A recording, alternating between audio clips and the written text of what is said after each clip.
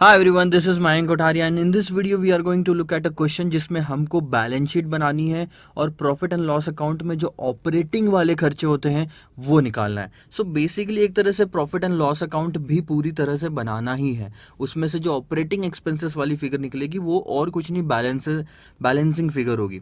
सो आइए देखते हैं क्वेश्चन क्या है और कैसे इस क्वेश्चन को हम सॉल्व करने वाले हैं। Ganpati limited has furnish the following ratios. एक कंपनी है, पब्लिक लिमिटेड कंपनी है गणपति लिमिटेड, और उसने क्या किया, आपको कुछ डिटेल्स दिए नीचे जो कि 31 मार्च 2017 के एंड की है।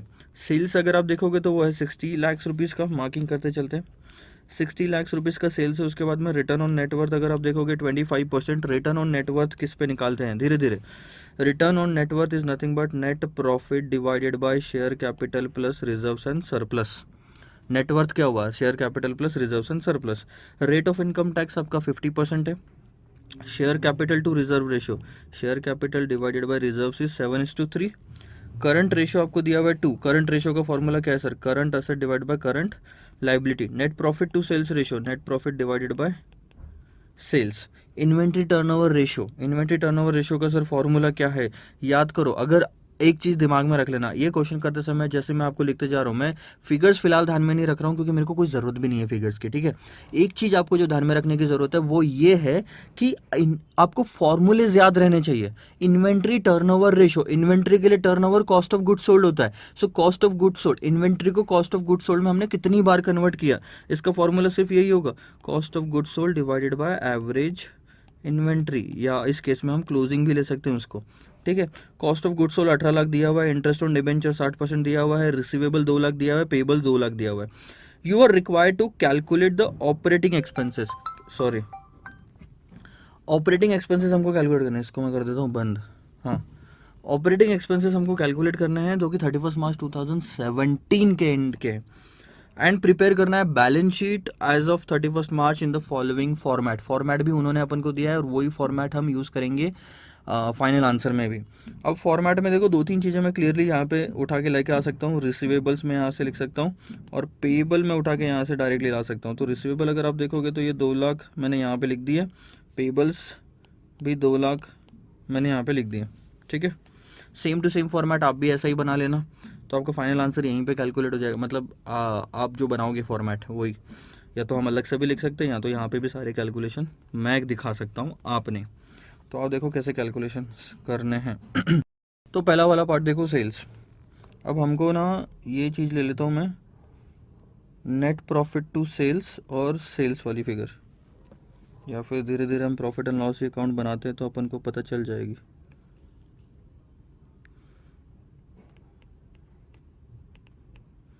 ट्रेडिंग P&L, टी फॉर्मेट ही ले रहा हूँ मैं नॉर्मल सा। यहाँ पे मैंने ले लिया सेल्स, आपके 60 लाख के सेल्स है। कॉस्ट ऑफ गुड्स सोल्ड यहाँ पे आता है हमारा 18 लैक्स का। सो इससे ग्रॉस प्रॉफिट आ जाएगा आपका 42 लैक्स का। और उसके बाद हम क्या करते हैं, ग्रॉस प्रॉफिट को कैरी फॉरवर्ड करते हैं, सॉरी यहाँ तो हम ब्रॉड फॉरवर्ड लिखेंगे 42 लैक्स का, ठीक है। अब देखना, सबसे पहली चीज़ return on sales, return on, अच्छा net profit to sales ratio 6.25% दिया हुआ है। नेट प्रॉफिट टू सेल्स ये कितना है, 6.25%। नेट प्रॉफिट हमको पता है क्या, नहीं पता सर नेट प्रॉफिट, लेकिन सेल्स हमको पता है 60 लाख का। तो इससे हमको क्या फिगर आ जाएगी, नेट प्रॉफिट की फिगर आ जाएगी 60 लैक्स का 6.25%, 3,75,000, ठीक है। सो मैंने यहाँ लिख लिया net profit.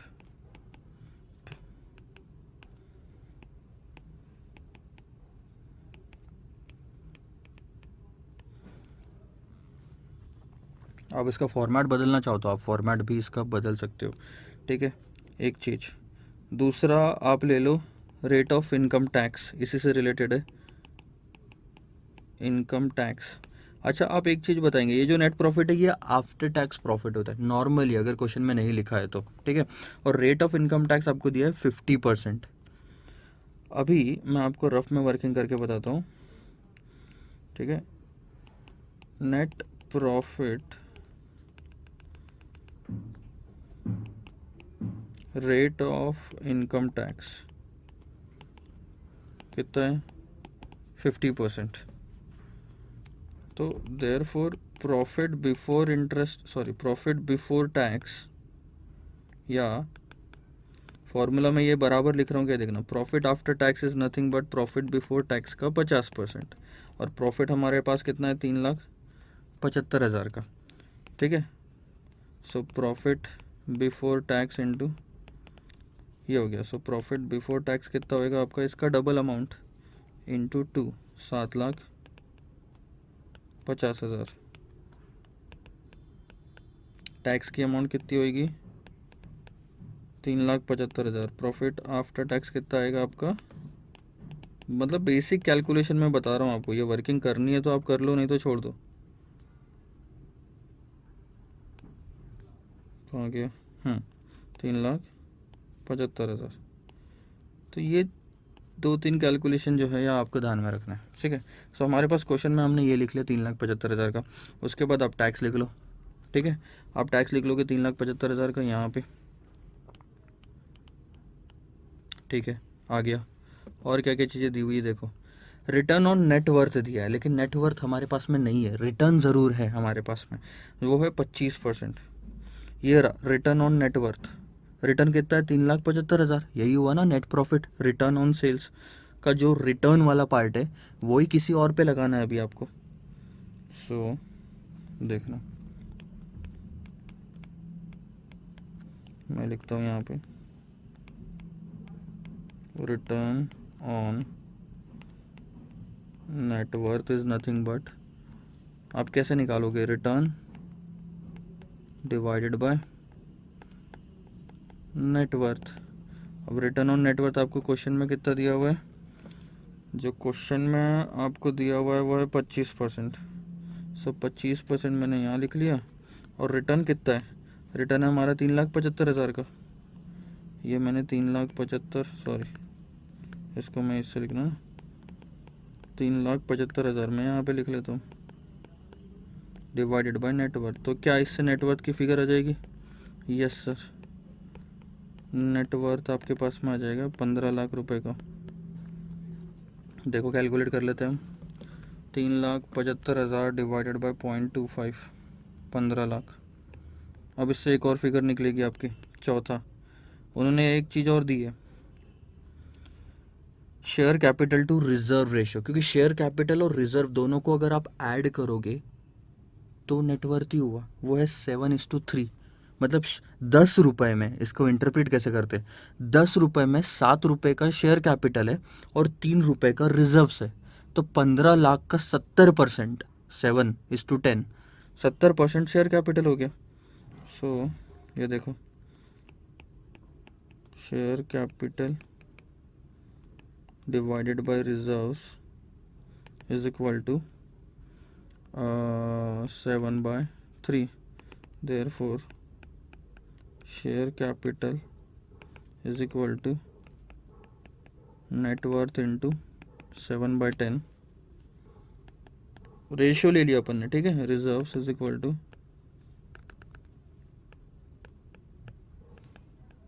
Net worth into 3/10, 7 और 3 10, तो 15 लाख का 70% निकाल लो,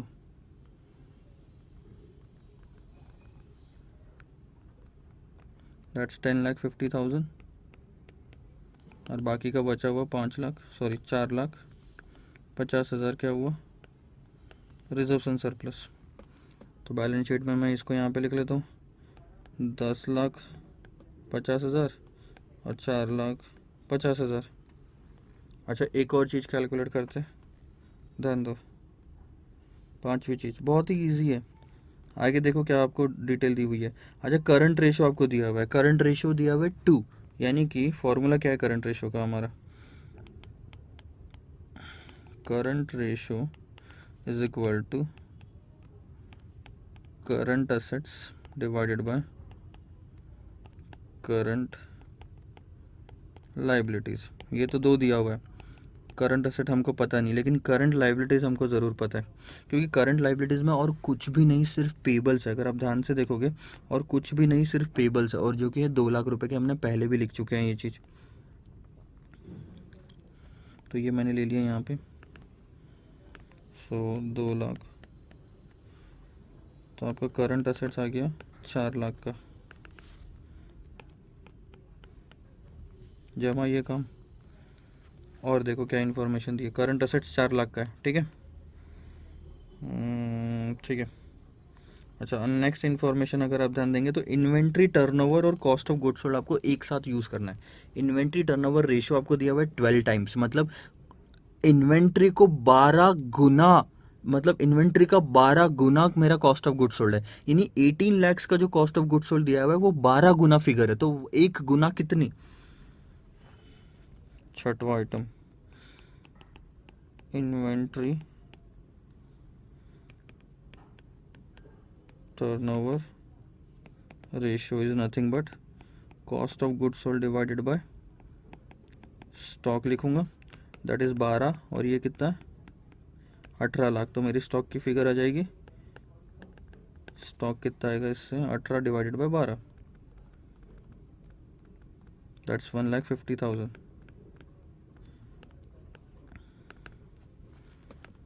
तो ये स्टॉक आ जाएगा 1,50,000 का।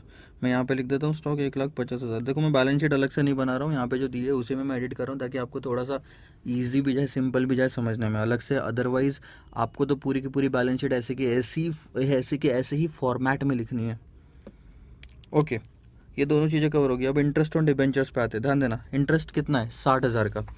और अब इसके अलावा और कोई इन्फॉर्मेशन आपको नहीं दी हुई है इसमें, लेकिन एक तरीका है। अगर आप ध्यान से देखोगे तो यहाँ पे लिखा हुआ है 15% डिबेंचर। मान लो 15% डिबेंचर होते 10 लाख के, 10 लाख के 15% डिबेंचर होते, तो आप इंटरेस्ट कितना देते, 10 लाख पे 15% देते, वो कितना था 1.5 लाख का, 1.5 लैक्स का। लेकिन हमारे पास इंटरेस्ट कितना है, सिर्फ 60,000। ये 60,000 और कुछ नहीं, 15% फिगर है। 60,000 को 15% से डिवाइड कर लेंगे, आपका आंसर आ जाएगा। देखो कैसे, पहले ये हटाने दो।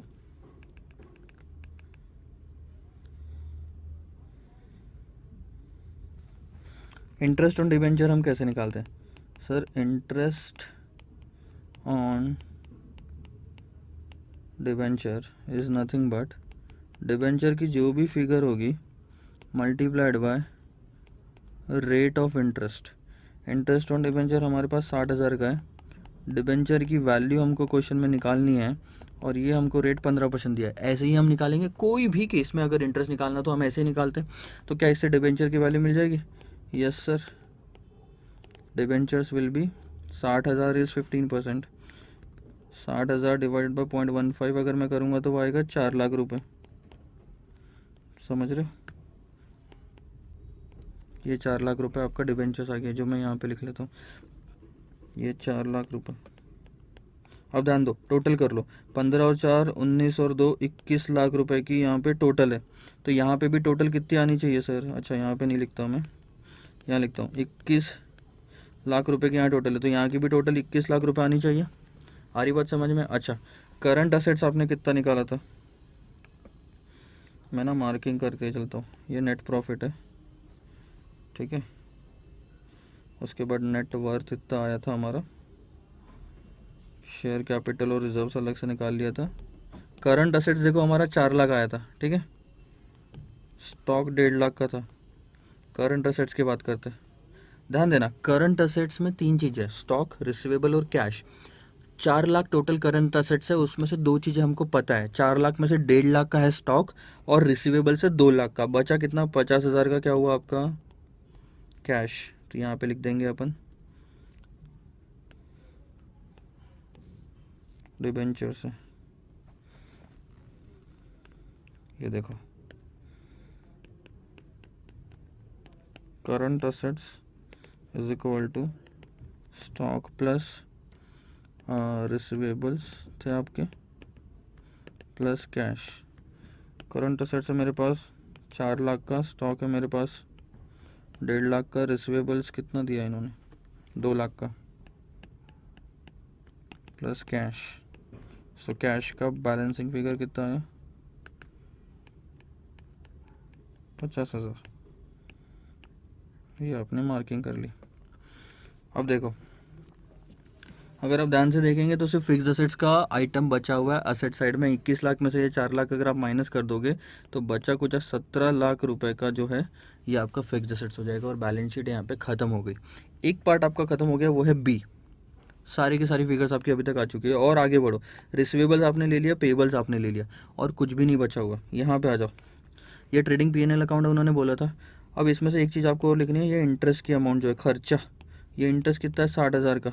इसके अलावा अब कुछ भी और बचा है क्या, एक बार ये भी नज़र घुमा लो पूरे आपके क्वेश्चन में, कोई पूरी नज़र घुमा लो, कहीं पे भी कोई खर्चा बचा है क्या। देखो 60 लाख का सेल्स था, ले लिया।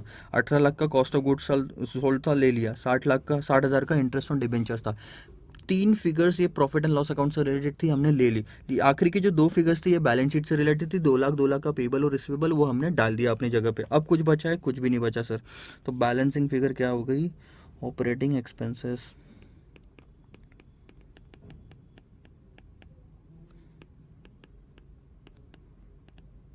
कैलकुलेट करो। 42 लैक्स का आपका ग्रॉस प्रॉफिट है, उसमें से 60,000 गए, फिर 375 का टैक्स गया और फिर 375 का टैक्स गया, बचा कितना, 33,90,000। और ये कहानी आपकी ख़त्म।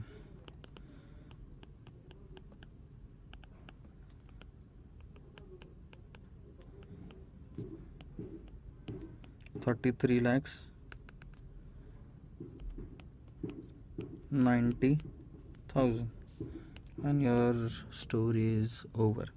काफ़ी इजी क्वेश्चन था, बस इधर उधर आपको फॉर्मूला जैसे एकदम याद रहे ना तो आंसर आपका फटाफट निकलने लगता है। अच्छा, मैं आपको एक सजेशन और टिप देता हूँ, चिंता मत करो कहाँ से आगे बढ़ना है और कैसे चालू करना है। सिंपल सी एक चीज़ याद रखो, वर्किंग नोट बनाते चलो। मैंने क्या किया, सिर्फ वर्किंग नोट बनाते गए, जो जो फिगर जहाँ से निकलती है वो चीज़ें निकालते चलो, पहली चीज़। दूसरी चीज़ ना, सबसे पहले देखो कि अमाउंट कहाँ पे दी हुई है और आप वहाँ से शुरू कर सकते हो। रेशियोज तो ठीक है, रेशियोज बाद में देखना, सबसे पहले देखो फिगर कहाँ पे दी है। जैसे सेल्स दिया है 60 लाख रुपए का, ठीक है, सेल्स से रिलेटेड अब कोई भी आइटम ले लो रेशियो नीचे का, क्योंकि सेल्स की हमारे पास में फिगर है ना, तो हम पता लगा सकते हैं कि एग्जैक्टली कोई भी रेशियो सेल्स पे लगाया जा सकता है। तो आप सेल्स से रिलेटेड रेशियो ढूंढो। आप क्या कर सकते हो मालूम है, यहाँ पे आप सिर्फ एक चीज़ कर सकते हैं, रिटर्न ऑन नेटवर्थ नहीं लगता, रेट ऑफ इनकम टैक्स नहीं लगता, शेयर कैपिटल टू रिजर्व नहीं लगता, करंट प्रॉफिट नहीं लगता। सिर्फ पहली चीज़ जो आती है सेल्स के बाद में वो है नेट प्रॉफिट टू सेल्स। इससे नेट प्रॉफिट पता चल जाएगा। अब देखो, आप यहाँ से यहाँ पे आए, ठीक है, अब इससे नेट प्रॉफिट पता चल गया तो नेट प्रॉफिट से रिटर्न ऑन नेटवर्थ पता चल जाएगा। नेटवर्थ पता चल जाएगा तो शेयर कैपिटल और रिजर्व सरप्लस पता चल जाएगा। शेयर कैपिटल रिजर्व सरप्लस हो गया, यहाँ तक कहानी हो गई। अच्छा, नेट प्रॉफिट पता चल गया तो आपको रेट ऑफ इनकम टैक्स का भी यूज़ हो जाएगा, ये भी पता चल गया। अब इन्वेंट्री और कॉस्ट ऑफ गुड्स सोल्ड दोनों एक दूसरे से रिलेटेड, इंटरेस्ट और डिबेंचर दोनों एक दूसरे से रिलेटेड, रिसीवेबल पेबल, ये देखो रिसीवेबल पेबल का डायरेक्ट करंट रेशियो से रिलेशन है, और यहाँ ऐसे करके सारे के सारे आइटम एक दूसरे से रिलेटेड। सबसे पहले आइटम जो आपको शुरू करना है या पहले स्टेप जो लेना है, सेल्स या मतलब सॉरी जिसमें फिगर्स दी हुई है, जैसे 18 लाख 60 लाख रुपए का सेल्स दिया, वो एक ले सकते थे स्टार्टिंग में। अदरवाइज आप कॉस्ट ऑफ गुड सोल्ड से भी शुरू कर सकते थे, इन्वेंट्री टर्नओवर रेशियो और कॉस्ट ऑफ गुड सोल्ड दोनों एक साथ लगा सकते थे, तो आप ऐसे भी शुरू कर सकते हो। So this is the entire thing about this question. Answers note down कर लो, कोई भी दिक्कत हो आपको, कोई भी डाउट हो इस क्वेश्चन में तो ज़रूर पूछेगा। Bye bye.